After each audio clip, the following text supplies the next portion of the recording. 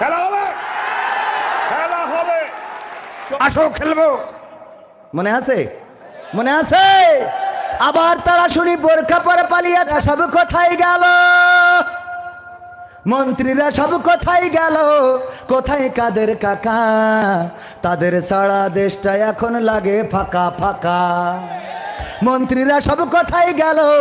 এমপিরা সব কোথায় গেল? কোথায় কাদের কাকা? তাদের সারা দেশটা এখন লাগে ফাঁকা ফাঁকা। ওদের সারা দেশটা এখন লাগে ফাঁকা ফাঁকা। পালাবে না, পালাবে না, যাই না তবু দেখা। পালাবে না, পালাবে না, যাই না তবু দেখা।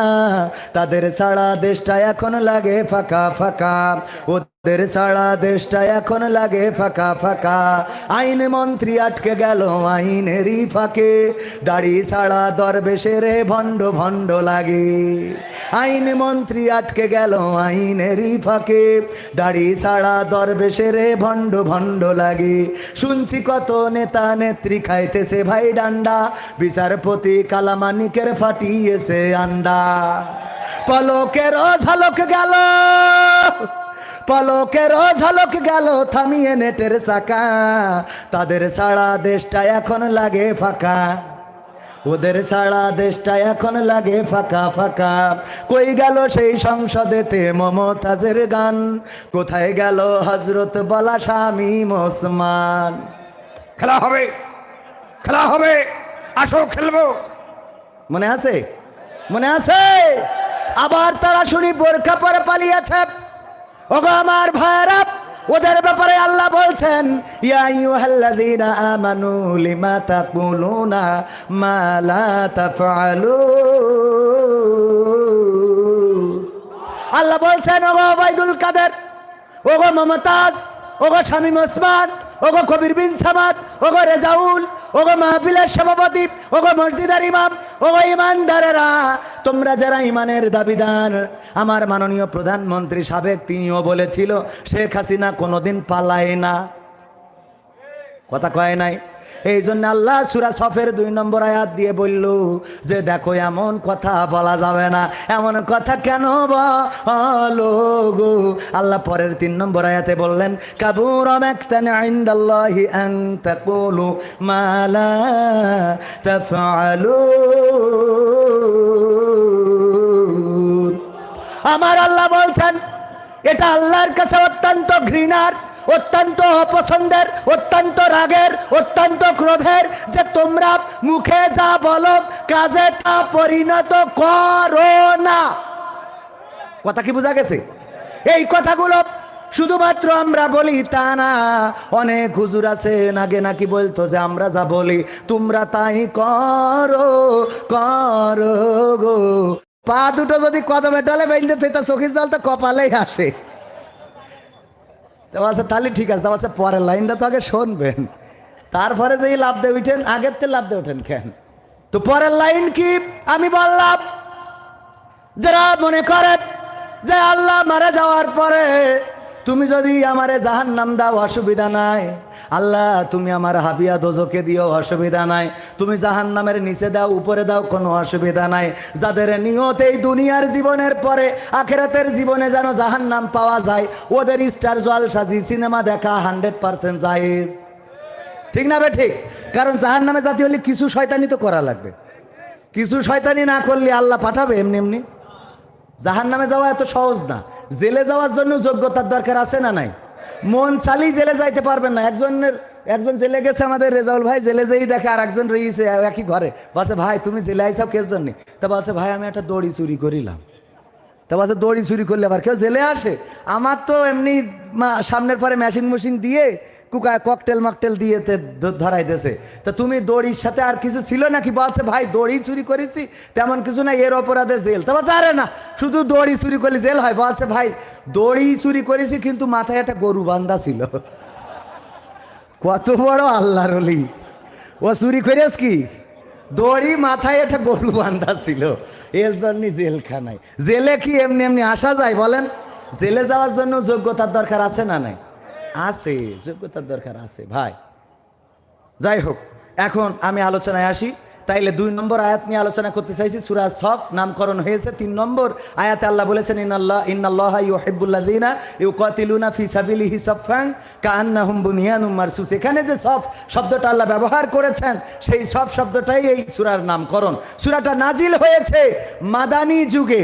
আর মাদানী সূরা বলতে আমরা এক বাক্যেই জানি কি যে মদিনায় যা নাজিল হয়েছে তাই মাদানী, মক্কায় যা নাজিল হয়েছে তাই মাক্কি। আসলে কিন্তু সেটা না। আল্লাহ রাসূলের হিজরতের পূর্বে যত সূরা নাজিল হয়েছে সব সূরা মাক্কি, হিজরতের পরে যত সূরা নাজিল হয়েছে সব সূরা মাদানী। সেটা হোক মক্কায়, হোক মদিনায়, হোক ইয়াসরিবে, হোক আরো অন্যান্য শহরে। কথা কি ক্লিয়ার? কথা কি বোঝা গেছে? আমরা অনেকেই ভালো করে বুঝি না। আমি বললাম বলেন কালেমায়ে তৈয়্যিবাটা কি? বলছে লা ইলাহা ইল্লা আনতা সুবহানাকা ইন্নী কুনতু মিনাজ জালিমিন। এটা কালেমায়ে তৈয়্যিবা হলো? এরকম আল্লাহর ওলি আছে না নাই? বহুত আছে। আছে মানে কি ধরিয়ে দেখেন। বললাম ইসলামের স্তম্ভ কয়টা? বলছে হুজুর 2টা। আমি বললাম কি কি? বলছে একটা মা বাবার খেদমত করা আর একটা বিয়ে করা।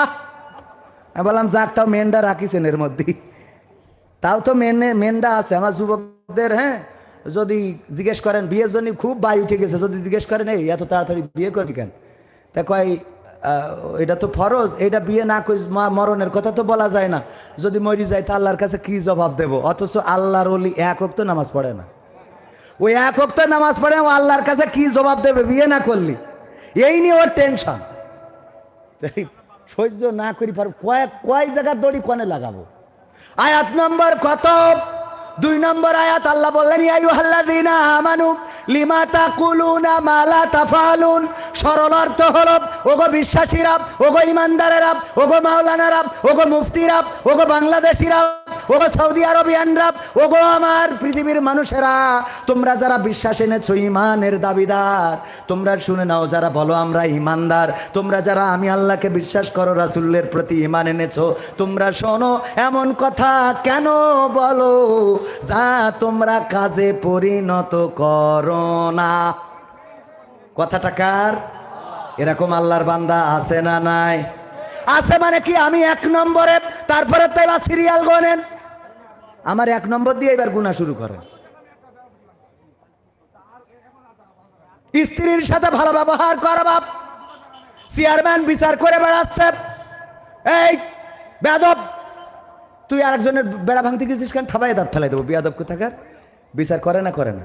এই বিচার করি কয়দিন পরে দেখা যায় চেয়ারম্যানের জুতো আর একজনের খাটের তলায় রে। আছে না নাই? কলা চুরি আছে, বিচার হচ্ছে, বলছে দেখ তুই কলার খান্দি চুরি করেছিস, তোর যদি কোরআনের আইন থাকতো তাইলে তো হাতের কবজি কেটে দেওয়া হইতো। নসিবটা ভালো যে শেখ হাসিনা কোরআনের আইন কায়েম করে নাই, তাই তোর হাতের কবজিটা বেঁচে গেল। দয়া করে কোনোদিন চুরি করবা না রে। এরপরে দেখা গেল আমার আর্মি থেকে, বিডিআর থেকে, বা বিজিবি থেকে, অথবা ডিবি থেকে, অথবা অন্য কোনো তদন্ত প্রতিষ্ঠান, তারা এসে তদন্ত করে দেখে চেয়ারম্যানের গোডাউনি সরকারের দিয়াত রিলিফের চাইলগুলো সব ঢুকায়নো। ওদিকে বিচার করছে কের? কলা চুরির আর রিলিফের চাইল সব কনে চেয়ারম্যানের গোডাউনি। এমন কথা কেন বলো যা তোমরা কাজে পরিণত করো না? তার মানে নিজে চুরি করে আবার অপরকে চোর থেকে ভালো হইতে বলে রে। আবার দেখেন আমার ওবায়দুল কাদের কাকা বলল কি, পালাবো না, প্রয়োজন হলে ফখরুলের বাসায় গিয়ে উঠবো বলেছে তো। বললে আবার এখন খুঁজে পাওয়া যাচ্ছে না, তাহলে ওর জন্য এই আয়াতটা। কথা কি বোঝা গেছে? আল্লাহ ডেকে বলছে ইয়া ওবায়দুল কাদের চৌধুরী লিমা তাকুলুনা মা লা তাফালুন। এমন কথা কেন বলো যা কাজে করো না? বললি পালাবি না, আবার এখন খুঁজে পাওয়া যাচ্ছে না। কথা কয় না? আছে তো, আছে তো। আবার বললেন না যে নেই। আমি কিন্তু প্রথম নাম্বারটা দিছি কার? আমার পরে ওবায়দুল কাদের, তারপরে হাসান মাহমুদ চৌধুরী, তারপরে এমপিরা সব কোথায় গেল, মন্ত্রীরা সব কোথায় গেল, কোথায় কাদের কাকা? তাদের সারা দেশটা এখন লাগে ফাঁকা ফাঁকা। মন্ত্রীরা সব কোথায় গেল, এমপিরা সব কোথায় গেল, কোথায় কাদের কাকা? তাদের ছাড়া দেশটা এখন লাগে ফাঁকা ফাঁকা, ওদের ছাড়া দেশটা এখন লাগে ফাঁকা ফাঁকা। পালাবে না পালাবে না, যাই না তবু দেখা, পালাবে না পালাবে না, যাই না তবু দেখা। তাদের ছাড়া দেশটা এখন লাগে ফাঁকা ফাঁকা, ওদের ছাড়া দেশটা এখন লাগে ফাঁকা ফাঁকা। আইন মন্ত্রী আটকে গেল আইনেরই ফাঁকে, দাড়ি ছাড়া দরবেশের ভণ্ড ভণ্ড লাগে। আইন মন্ত্রী আটকে গেল আইনেরই ফাঁকে, দাড়ি ছাড়া দরবেশের ভণ্ড ভণ্ড লাগে। শুনছি কত নেতা নেত্রী খাইতেছে ভাই ডান্ডা, বিচারপতি কালামানিকের ফাটিয়েছে আন্ডা। পলকের ঝলক গেল, পলকের ঝলক গেল থামিয়ে নেটের চাকা। তাদের ছাড়া দেশটা এখন লাগে ফাঁকা, ওদের ছাড়া দেশটা এখন লাগে ফাঁকা ফাঁকা। কই গেল সেই সংসদেতে মমতাজের গান, কোথায় গেল হজরত বলা শামীম ওসমান? খেলা হবে, খেলা হবে, আসো খেলবো। মনে আছে? মনে আছে? আবার তারা শুনি বোরখা পরে পালিয়েছে। ওগো আমার ভাইরা, ওদের ব্যাপারে আল্লাহ বলছেন, ইয়া আইয়ুহাল্লাযীনা আমানু লিমা তাকুলুনা মা লা তাফআলুন।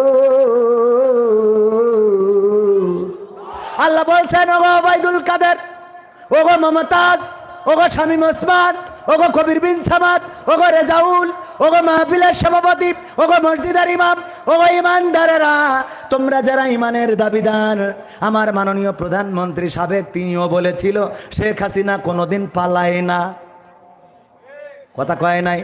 এই জন্য আল্লাহ সূরা সফের 2 নম্বর আয়াত দিয়ে বলল যে দেখো এমন কথা বলা যাবে না। এমন কথা কেন বলো গো?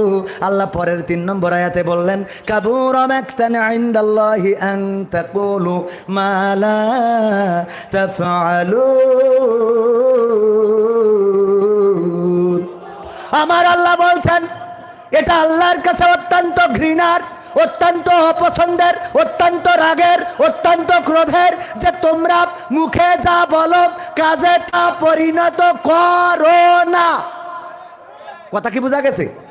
এই কথাগুলো শুধুমাত্র আমরা বলি তা না, অনেক হুজুর আছেন আগে নাকি বলতো যে আমরা যা বলি তোমরা তাই করো করো গো।